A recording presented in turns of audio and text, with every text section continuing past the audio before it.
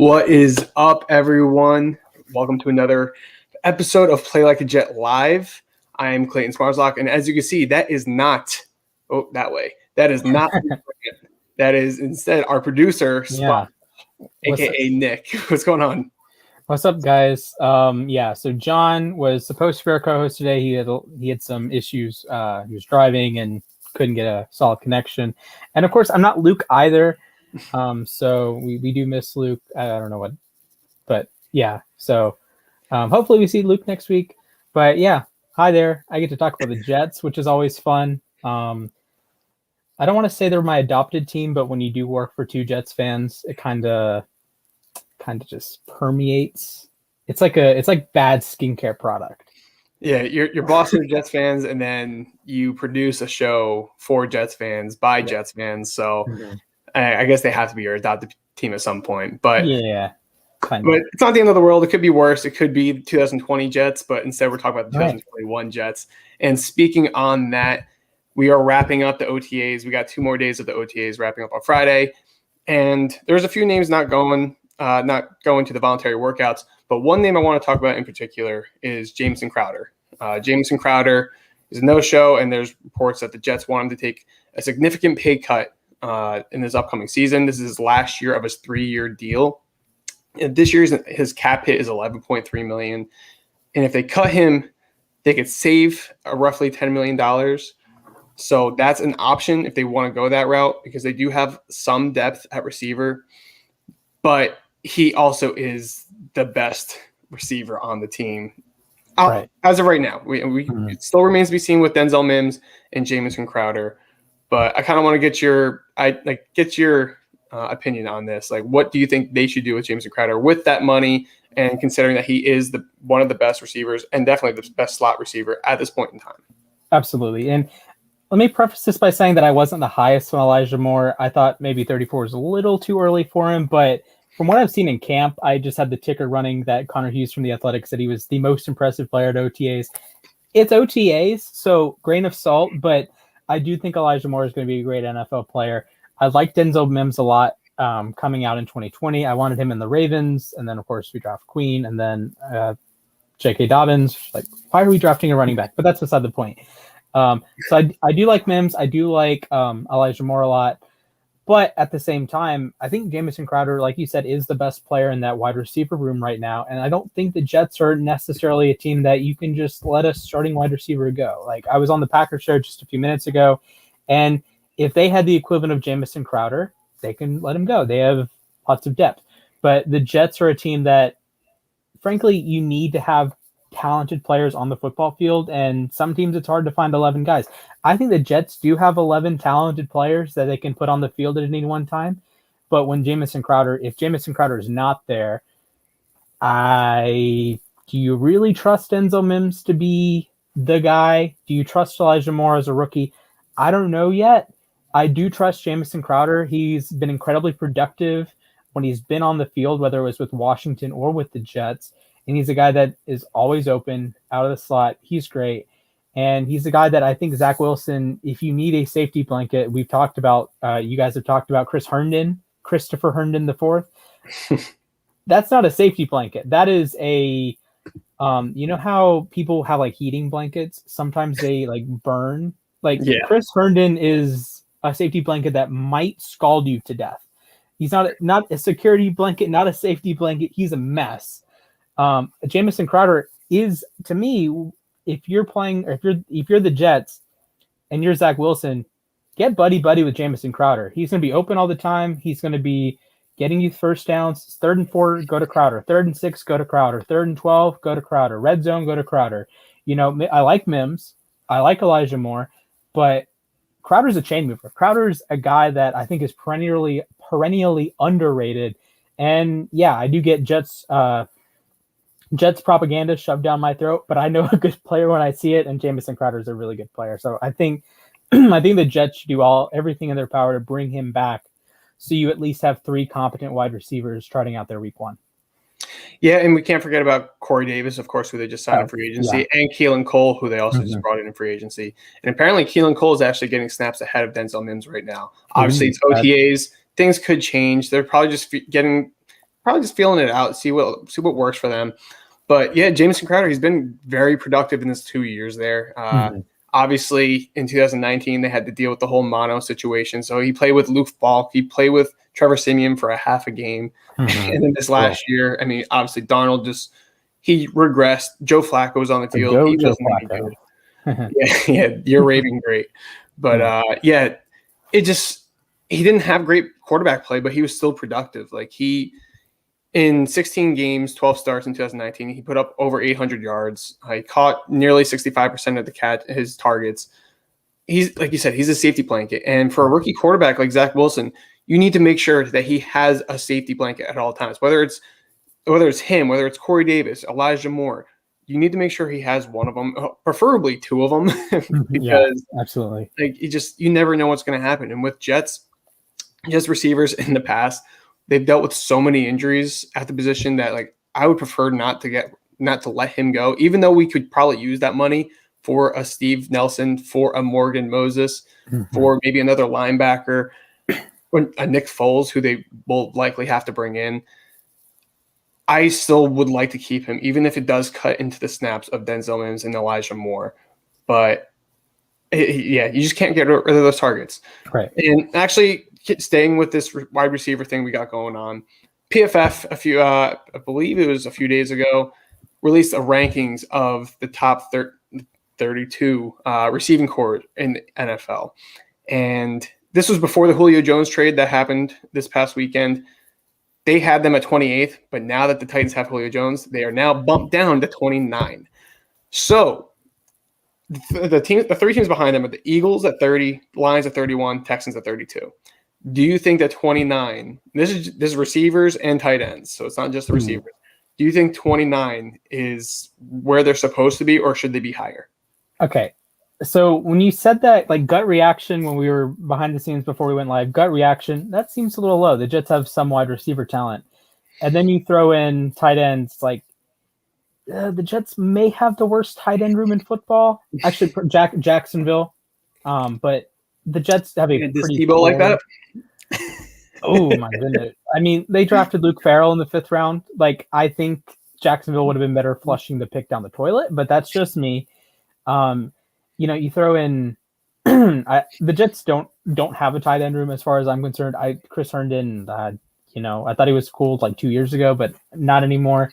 I think if you're purely wide receivers, I do think they have enough talent to be a little higher. But this is the difficult thing, that when you're ranking like groups of guys, say like when you're ranking even duos, like, well, AJ Brown and Julio Jones, are they the best duo in the NFL, or is this the best wide receiver room? Or my boss is over at Primetime Sports Talk had like a who's the best receiver group in each division, and you have to decide between, is it Odell and Landry, or do you like Chase, Higgins, and Boyd, or do you like the 4 guys Pittsburgh has? So that's something that goes into this. And I think the Jets do have talent. And this is one thing that a 1 to 32 ranking doesn't encapsulate. The Eagles have wide receiver talent. The Lions have Quintez Cephas. I mean, that's one guy. Amon-Ra St. Brown I like a lot. Houston has Brandon Cooks. Like, they have some talent there. But when you're ranking them 29, 30, 31, 32, it's just like, oh, well, the Texans do have talent. They should be higher than 32. Well, probably not. They have one remotely decent guy. Like, they're going to trust Nico Collins to play, like, big snaps. They're trusting Dante Moncrief to play football. Like, I don't know about that. I do think the Jets, in a vacuum, maybe should be a little bit higher than 28, 29. But I don't know how much higher. But I do think they have some talent. You get progression out of Mims. You bring Crowder back. Corey Davis is not a flash in the pan, and I think you can realistically see them climb into the top 25, climb into the top 20, climb even higher. And I do think it's interesting because PFF is like huge Corey Davis fans. Like, he had an 87 grade last year, like really high grade, and you look at the 2020 best receivers and it's, Adams makes sense. Hopkins makes sense. Hill makes sense. Corey Davis? What? So I thought it was a little bizarre to see the Jets that low. So maybe PFF is going a little bit against their own grades here, but I think the Jets by the end of the season will be a little higher than 28, 29. Yeah, actually, now that you mentioned that, I'm even more surprised because, like you said, Corey Davis, he was a top 5 receiver in their rankings last year. Elijah Moore, they loved the Elijah Moore pick. If I'm not mistaken, I believe he was a top 20 player on their board. I know they may have had him above Bateman. I don't remember. I think they did, but I'm not sure. But Denzel Mims, he had a 70.4 grade on their list.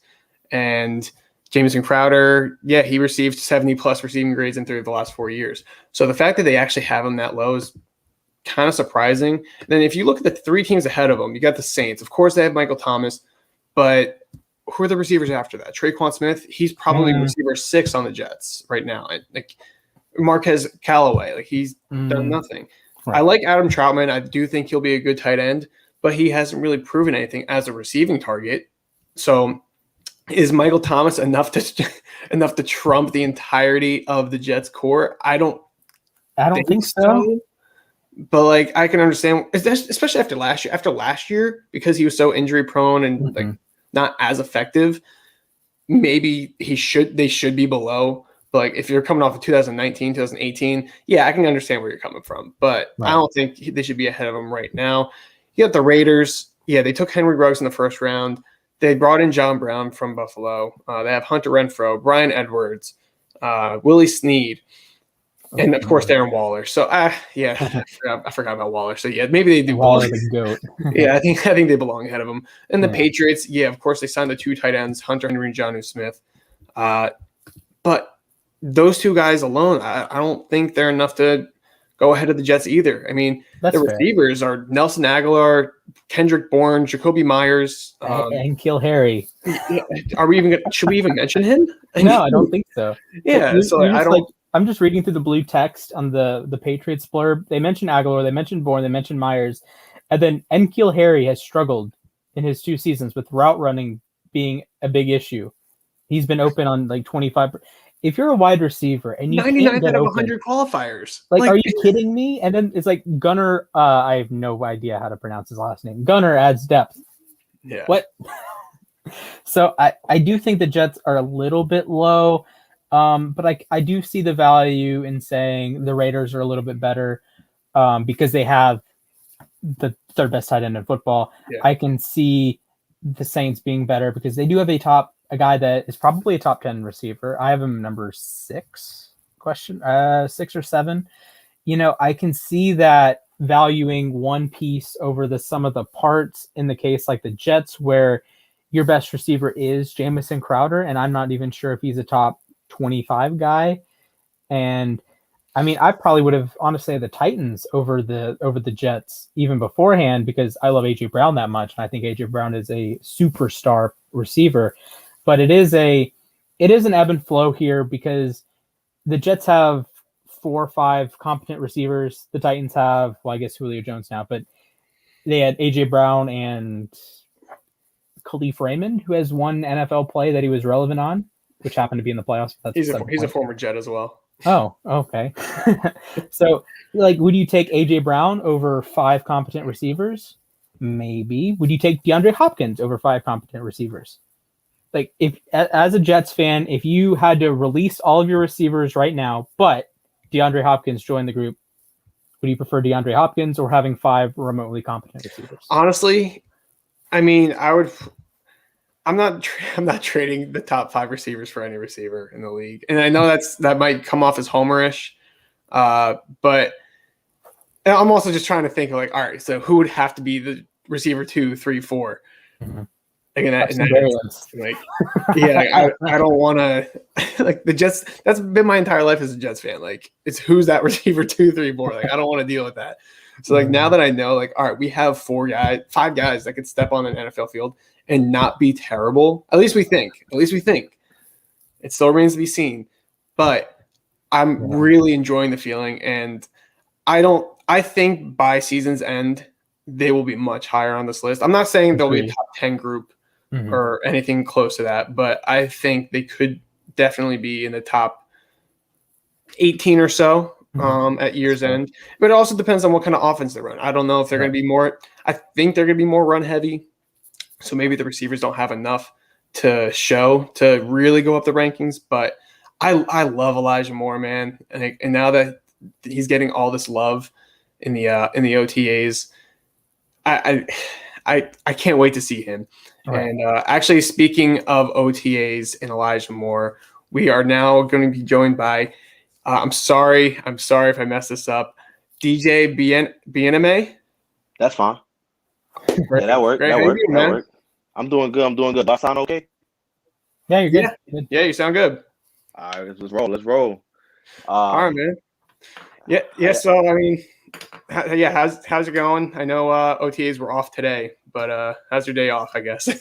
Right. No, it was all cool. I was chilling for the most part. Did a little bit of writing, caught up with an old classmate today. But I've been getting ready. We'll be back tomorrow overall, but I think tomorrow is the last day before mandatory. But yeah, we'll be back tomorrow. All right, cool. Yeah, let's just dive right into it. So obviously, not many Jets fans have been able to see Zach Wilson in person. You are one of the few people that have. So what is it like? Like I know I've heard some things on Twitter from you, but I want to get it right from the horse's mouth. What is it like seeing Zach Wilson in person? He has a live arm, good velocity, quick release. He's not really much of a thinker.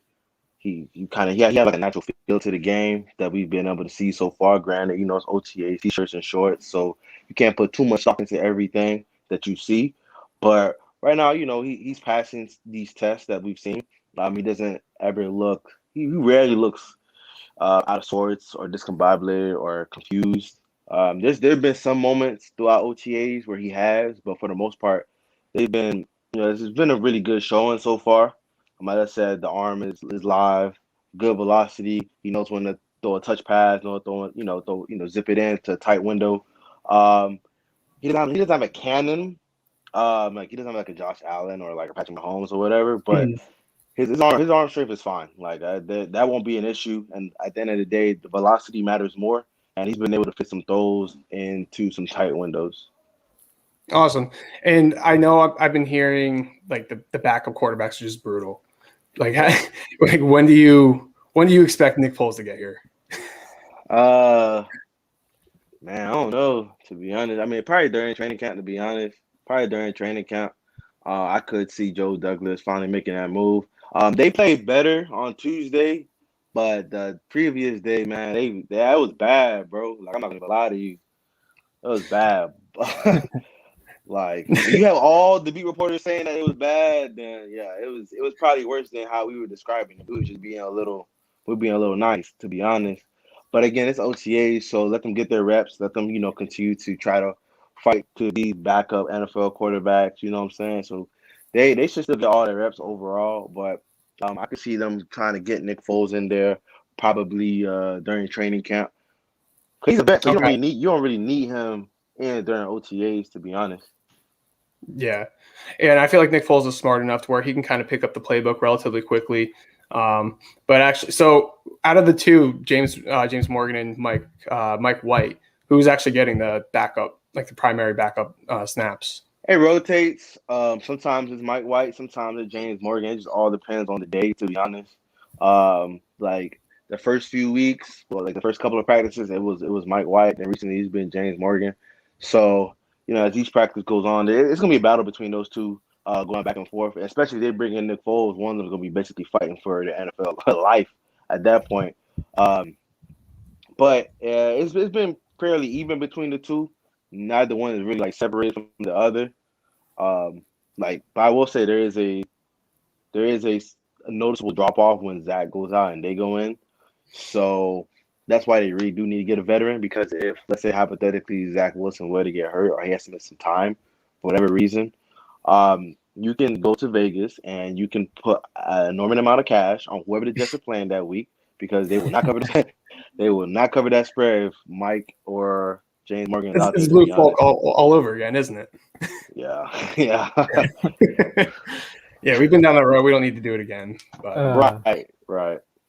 Yeah, absolutely. So you talk a lot about the quarterback, figurehead of the offense, Zach Wilson, but he has to throw the ball to someone. So of the running backs, receivers, tight ends, who has flashed both good or bad, like James Morgan has? So yeah, Elijah Moore's looked good as everybody's been able to read and see. He's looked really good. Keenan Cole, he's made some plays.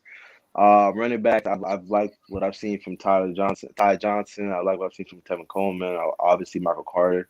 They bet him with had some good runs, but it's really hard to evaluate running backs without pads because it's like it's really really hard. But yeah, so those. Oh, Braxton had a really good day. Was that Tuesday? He had a really good day Tuesday. He looked really good overall. Denzel Mims hasn't really shown much yet. It's early though, but he hasn't really shown much. Granted, he was dealing. I think he had like a non-COVID illness, and I think he might have been dealing with some nagging injuries throughout off season. But he hasn't really shown much yet. But it's early though. I know he had 2 drops. Technically yesterday, he had like 2 drops. But we'll see as time continues to progress. It's only June, so as time continues to go, we'll see who starts to make those leaps. But there's a reason why I did go on Twitter and I say Jets receiving core is not as deep as Jet fans have tried to make it seem. And I did hear the second where y'all said y'all can get rid of all the receivers to get DeAndre Hopkins. Y'all wouldn't do it. That's lunacy. I would send all of them packing to get DeAndre Hopkins. No, I understand that. It's just because I've gone through so many years as a Jets fan. I know Splash is Ravens, so he can kind of understand it too. I mean, the depth that we've had to go through at receiver has just been terrible. So just having that one top guy, because obviously Hopkins, he's top of the top. Like he's a future Hall of Famer. But like we wouldn't have a single other person to go to. Like obviously it's never gonna happen regardless. Right. So, but it's kind of just more for fun. But so in that group, not receiver, but like tight end. So obviously we all expect Christopher Herndon to be the starting tight end. Is he getting the snaps, or are they kind of like splitting it up a little bit? They're splitting it up. He didn't practice much yesterday, but when he's been in, he's made some good catches. Same with Tyler. Ryan Griffin has made some decent catches. I mean, it's been solid. Nothing crazy, nothing bad. You know what I'm saying? Like it's not they're out there like tearing it up. But they've been consistent. They've been solid. One I know Jeff fans was like asked about Kenny a lot, but Kenny hasn't really got that many reps like at all, to be honest. But that's to be expected though. He's an undrafted rookie coming out of an undrafted rookie, so you can't expect the undrafted rookie to be getting an enormous a lot of snaps with the ones or even the twos. Like there's a reason why they went undrafted for the most part, and it's not fair to put that type of pressure expectation on them that they're gonna be able to contribute in a significant way their first year. Nah, I mean that's highly unlikely. And it's not fair to them to put that type of pressure on them. Their goal should just be make the team. So Kenny hasn't really done much yet, but again, it's only June, so we'll see as time continues to progress. Yeah, I mean, we're still in the voluntary portion of workouts, so Kenny Yeboah shouldn't be getting any starting snaps as much as we all want him to. He shouldn't be getting it this early. Otherwise, it's looking really bad for the rest of the group. Right, so I think he does get that. It'll be more so July, August, when he's actually getting some serious looks. But moving on to the offensive line, obviously without pads, you can't really tell who's doing what, like who's doing well. But I kind of want to go off the team for a second with Morgan Moses. Is there any word around camp, like, if they're actually going to bring him in, or they're kind of just like testing the market? I think they're testing the market, monitoring it right now. I know they're still interested, but they're monitoring it right now. You have Mekhi Becton's. It kind of makes sense why they brought him in. When you have Mekhi Becton's issue, because again, if Mekhi has some time, Zach Wilson will be running for his life. Like it is what it is. Like I mean, the O-line is right now it's solid. Like it has potential, but I'm not really too sure about the depth right now. But again, it's so early. Like it's virtually impossible to evaluate offensive linemen without pads. Because like they can look good, and then once the pads get on, you can really like get aggressive and really bull rush offensive linemen, just see how they react. But if let's say hypothetically they could bring in Morgan and Mekhi stays healthy, that's a extremely improved offensive line, and Zach would be in a like it'd be times 2, times 3, times 4 the situation that he'd be in versus what Sam was dealing with, especially his last year in New York. Yeah, if they do bring Moses in, like, how do you foresee them moving forward with the right guard position? Because George Fant, obviously, he's either a swing tackle or he's getting kicked inside, and then you still got Alex Lewis, Greg Van Roten. I know fans want to say Cam Clark, but we have yet to see what he is as an NFL player. So, what do you think is going to happen if they were to bring in Morgan Moses? I could see George Fant becoming the swing tackle for the most part, and then just letting those two guys fight for that right guard spot. Or maybe you could put George Fant in at right guard, but I still have to see like what he looks like just to see we even be able to see project if he could go into right guard in this offense. Because they're not running the same scheme as they ran last year, the wide zone run scheme. So it requires basically athletic offensive linemen to an extent, and then just we'll as I said before, when it comes to offensive linemen, running back, those positions you really gotta wait and see. But again, maybe George Fant go getting kicked inside, maybe he becomes a swing tackle. But if there's a situation where he became the right guard, like that wouldn't be a bad situation overall. Like Zach would have a very solid offensive line, and that's all you can really ask for after what the offensive line was last year. But yeah, if you can get Morgan Moses, that would be a great pickup. I'm not gonna lie to you. All right, let's switch it up a little bit. Let's move to the defensive side of the ball. How's the defensive line look? Like Clay mentioned, it's hard to really tell in the trenches, who's winning reps, who's losing reps when you're not in pads. But who on the defensive line has flashed, had some big plays, and on the other side, hasn't looked so good.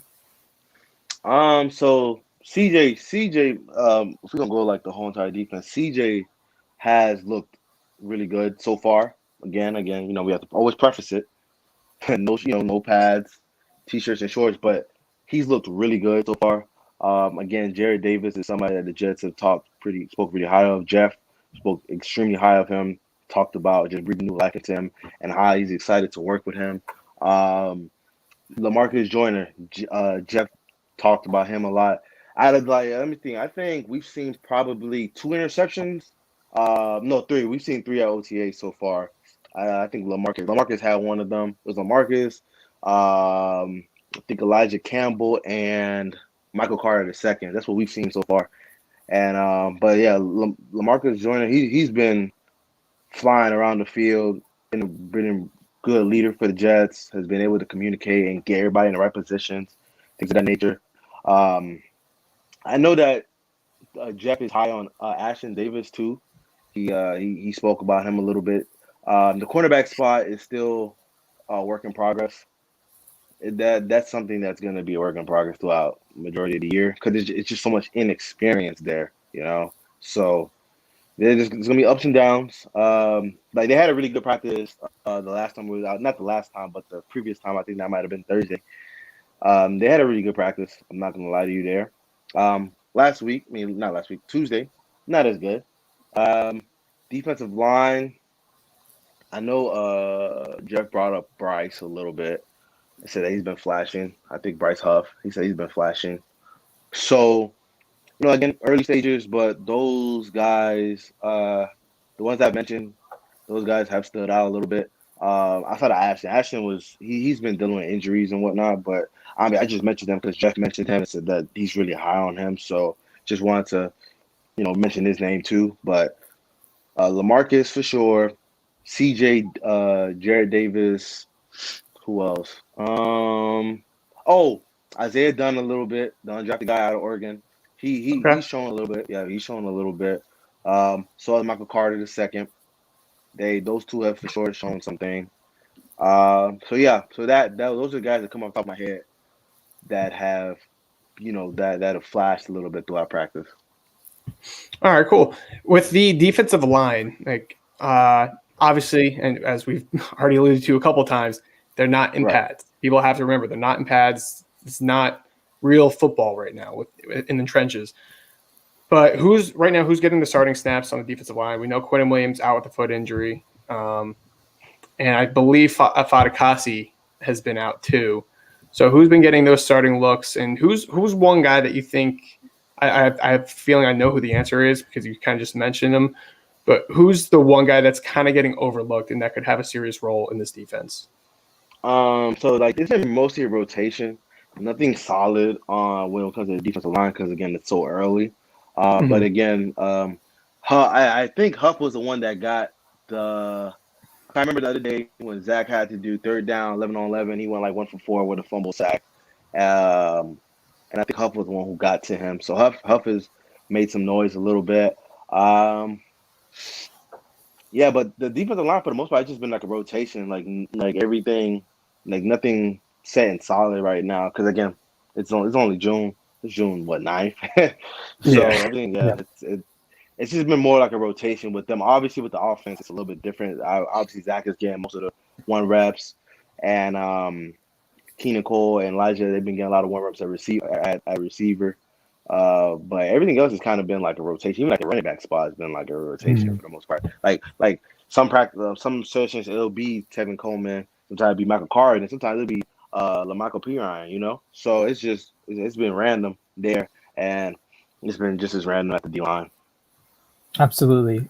So we're going to jump over to linebacker. You mentioned CJ Mosley. He's been awesome so far. And you also mentioned Jared Davis from Detroit, who's been the like little shining star linebacker 3, and walk us through the rest of the linebacker room so far. There hasn't really been any other linebacker that's been like really flashing. There hasn't really been any other flashing. Sherwood and Najee, they're learning how to be linebacker. They're transitioning into that spot, and it's a difficult transition, especially for them because their game is so predicated on physicality and in t-shirts and shorts. You can't really show off that physicality. Granted, they are massive humans, so like they really like tower, but it's again. With those 2 guys, I want to see what they look like in pads. Right. And once we get in the pads, and now they can use their running hit ability and fly around the field because they can move. They can move really well, sideline to sideline. But again, when you're doing 11 on 11 team with no pads and stuff like that, it's just harder for them to really show their impact. Because again, like you have to like basically stand out there in 7 on 7s or even like 11 on 11s with pass deflections to be able to stand out at linebacker since you can't actually run and hit anybody. True. Yeah, I mean, I know. Yeah, Gerard Davis, like he's getting a lot of love right now. I see him all over Twitter. Is he primarily playing the Sam spot in this defense, or are they kind of moving him around? They're moving him around. They're like we asked him, and he said that he just has to be. They have to be able to play both. Sam, you have to be able to play both in no both spots. Because again, defense that they're going to run, they just need their linebackers to be able to fill whatever gaps the defensive line creates, especially on the interior. And then if the running backs are bounce outside, they have to be able to get sideline to sideline. But they've basically been in Mike / Sam for the most part. That I haven't seen them in too much 4-3. I've seen them more in nickel versus 4-3. But again, we'll be out there tomorrow, and I'll pay more attention to those substitution packages and things of that nature. Actually, perfect transition right into nickel. So one of my favorite picks in the draft was Michael Carter II. I didn't really know much about him outside that he shared the name Michael Carter with the running back. But the second I turned on his film, I actually fell in love with it. He's not a guy that really got a lot of recognition throughout the draft process, but I think he's a guy that has a role in this league, and he can play that nickel. He can play that nickel spot. He's got speed for days. I know he played free safety in college. I don't know if they're going to do that a lot with him now, considering how much depth they have at the free safety position with May, Joyner, and Davis all being able to play there. So how's Michael Carter been performing? I know you mentioned he had an interception, but what else have you really seen from him? He never looks lost. He looks like he knows what he's doing for the most part. I know that Robert Saleh mentioned his name during minicamp. Also, that he made some plays there and flashed a little bit. So he'll be able to vie for that role, for that starting nickel spot. I haven't seen him at all at free for the most part. I've seen him specifically at nickel. I've rarely even seen him outside. So yeah, I mean, he's made some plays. He's flashed a little bit, nothing too crazy. He still has his rookie moments. But he's off to a good start, and we'll see what things look like in camp. Now I got one more question on Michael Carter. How are they differentiating them? Like, are they calling him Carter the second? Like, MC, they call one MC and they call the other one MC2. Okay, that's easy enough. Now I know what to tweet. I don't have to worry about it and stress myself out, but I had to ask. So, staying with those DBs, you mentioned LaMarcus Joyner, and he's a guy that I feel like a lot of people just forgot that they signed. Like he's been a valuable player in the NFL for a pretty long time now, and they're bringing him in. And I think they're going to get him back to what made him good. Now, how did you see them using him throughout the first few days of training camp? He's been specifically at free. Yeah, he's been at free for the most part. Because again, he struggled a lot in the nickel with the Raiders. That's when his career kind of nosedived. But yeah, he's been at free majority of the time. He's made plays. He's been a ball hog, been flying all over the field. He's looked good so far. So yeah. All right, cool. I know Splash has one question on his boy Ashton Davis. Yeah, absolutely. I haven't seen much. We haven't seen much of Ashton at all, to be honest. I think he's dealing with an injury right now, but we haven't seen much of Ashton at all. I mean, I want to see him. He's a former track guy, so I got to support my track guy. Yeah, for sure. He was one of maybe top 20 guys in my draft board last year. He and Xavier McKinney and Antoine Winfield, of course, they were vying for my number one safety spot. And it's he goes to the Jets. Crap. Right. But, hey, remember you're on a Jets podcast right now, so you got to be a little careful. Yeah. At least he didn't go to Pittsburgh or something. Yeah.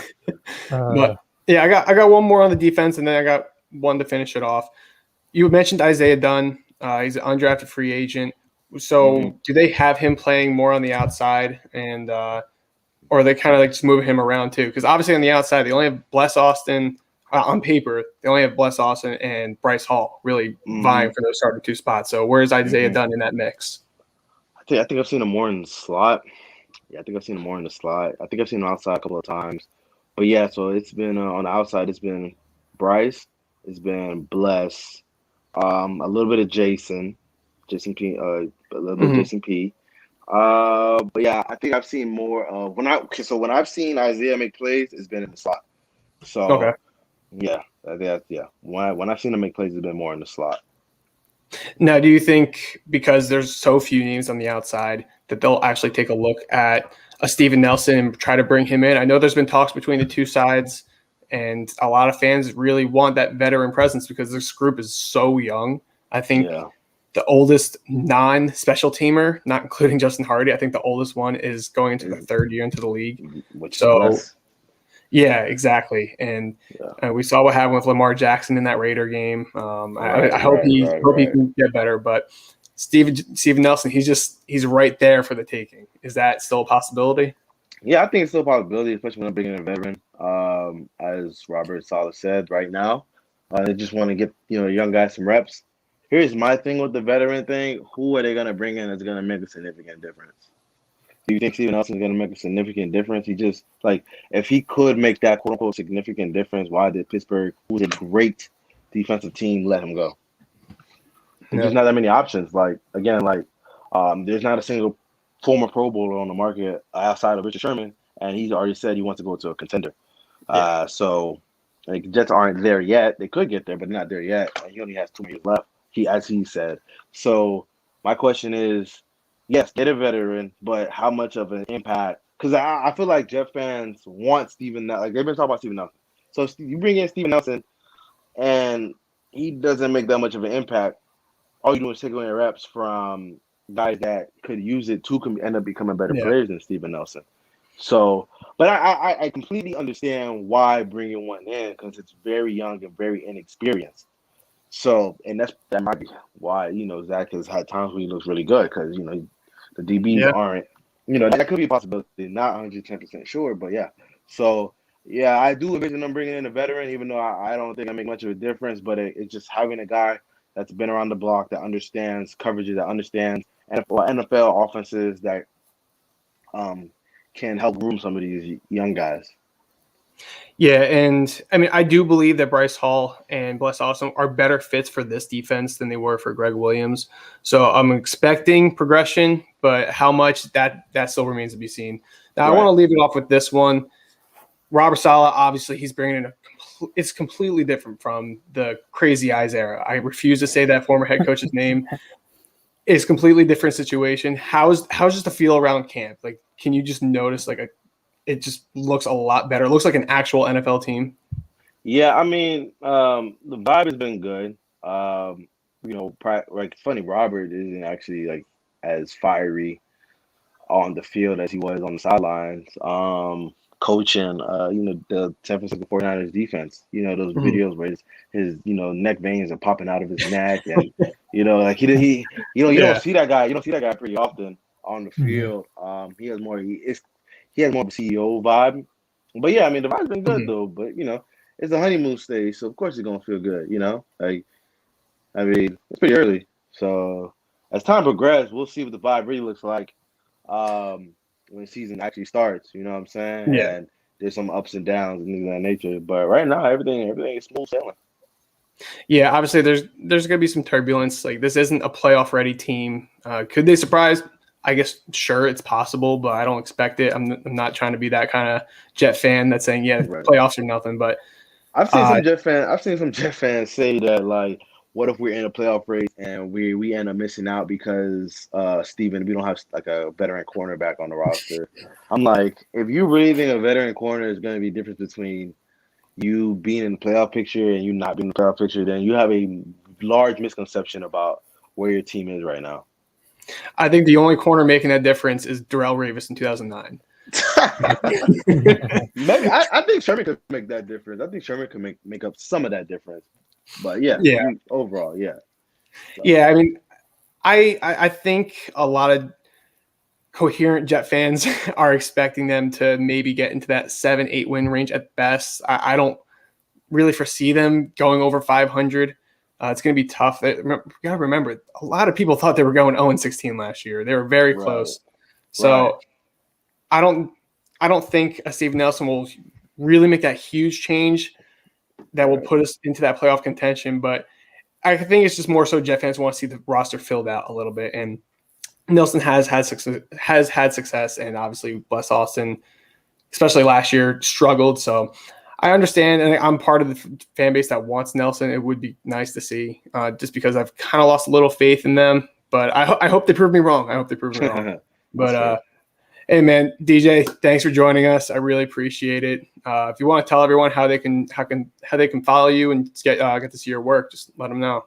I'm at the New York Daily News. Twitter handle is DJ Bien-Aime. And I think my Instagram name is DJ_Bien-Aime_NYDN or something like that. Yeah. So basically, DJ Bien-Aime. I'm probably the only DJ Bien-Aime on planet Earth, so it won't be hard to find me. Easy enough. Hey, my last name is Smarslock, and I know I'm the only Clayton Smarslock out there. So right there with you.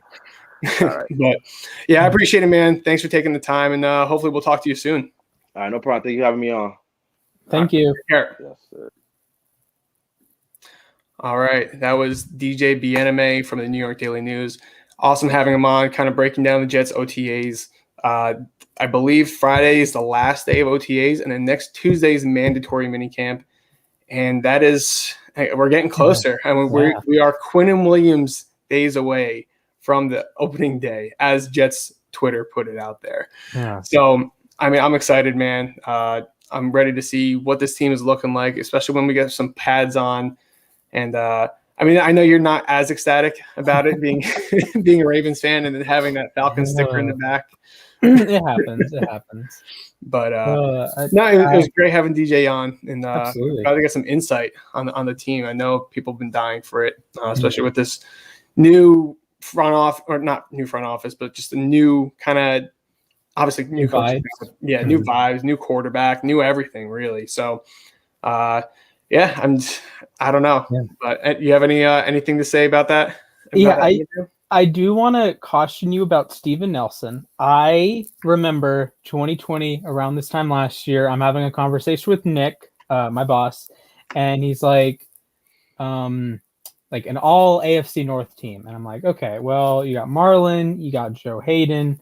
And then I'm like, hey, Steven Nelson. And he's like, Steven Nelson sucks. And I'm like, nah, Steven Nelson's really good. And if you go back, I had him in my honorable mentions for my top 100 players. So I told the world Steven Nelson was about a top 150 player. I don't remember how many honorable mentions I had, but he was a guy that I considered in my top 100. He didn't end up making it, but I considered him. And then kind of had a down year this year, and I was a little bummed about that. And it does kind of stress me out sometimes when the Jets are linked with some of my favorite players. Like I love me some Ashton Davis. That Lamar Jackson has the same name as my star quarterback. So it's like, okay, that's cool. But I do want to see the Jets succeed. And about 75% of what I say about the Jets is for jokes, entirely jokes. But I do want to see Michael Carter succeed. I want to see Elijah Moore succeed, but not as much as I want to see Rashad Bateman succeed. So that's fair enough. I'll give that to you. But hey, man, Splash, thanks for hopping on. I know it was literally last second. Yeah, like there was about 45 seconds left on our little countdown, and it's like, John's not going to be available. Do you want to hop on? It's like, let's do it. Let's talk about my my Jets. Your adopted team, yeah. Unfortunately, John couldn't join us, and Luke, he had some personal things going on. So hopefully we'll see him back next week. I hope everything's okay. Yep. And we'll see you next week, and hopefully we'll have a great guest yet again. But thanks again, Splash. I appreciate it. No problem. Absolutely. So peace out, guys. I'll be back tomorrow. Peace. Yep, talk